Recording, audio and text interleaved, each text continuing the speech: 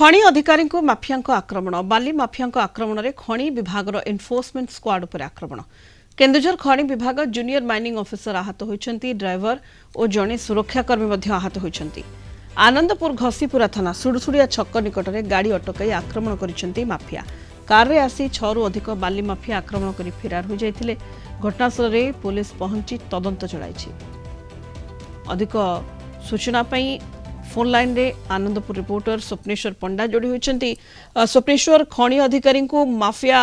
आक्रमण करिसेंती खणी अधिकारी आहत होइछंती पूरा घटना संपर्क जानिबा को चाहिबो पुलिस पक्षरु कोन पदक्षेप ग्रहण करा जायछि स्वप्नेश्वर तो राति रे इभଳି गोटे अघटन देखिबा को मिलिछि जो सुरसुड़िया छक अछि गजपुरा थाना अंचल रे सेही निकट रे जतेबेले स्क्वाड जो एनफोर्समेंट स्क्वाड गठन करा जायछि खणी विभाग तरफरु से बाली गाड़ी ऊपर चढ़ऊ कर जो मैंने इलिगाल बाली उत्तोलन कर राति जितेबाला सब कार्य चलुची इलिगाल कार्य से सी जांच करके फेरिया समय हठात कि गुड़ाए गाड़ी रे 6टी रु ऊर्ध्व गाड़ी रे 4 चकिया गाड़ी रे आसिकी अटकेवा चेष्टा करथिले एवं से डोर खोली नथिले गाड़ीर अचानक तांको आक्रमण करथिले एवं गाड़ीर काच फाच भांगिया चेष्टा करथिले एवं सेहितिरे जो आक्रमण करथिले जे खणीर जो जूनियर माइनिंग ऑफिसर थिले सूरज हेम्ब्रम से किछि मात्रा रे आहत होइचंती एवं तांको सहित ड्राइवर एवं जो सुरक्षा कर्मी तांकर मध्य मुंड फाटी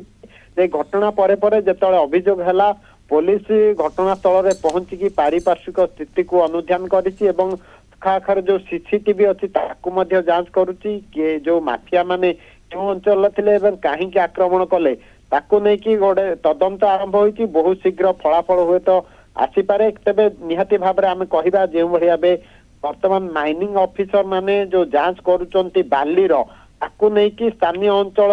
जो इलिगाल जो माफिया माने अछंती सेमाने अत्यंत दृढ़ स्वभाव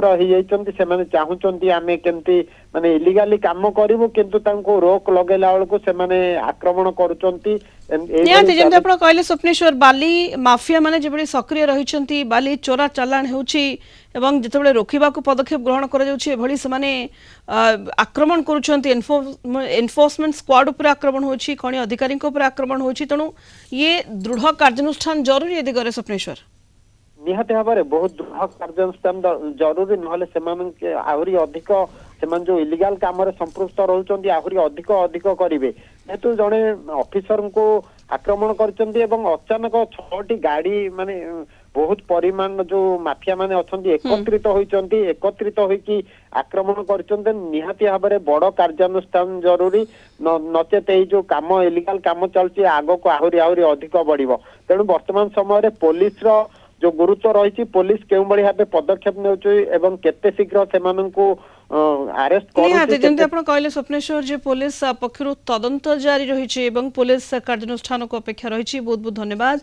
स्वप्नेश्वर पंडा आनंदपुर रिपोर्टर फोन लाइन जोड़ी होते अधिक सूचना दौले संपर्क में।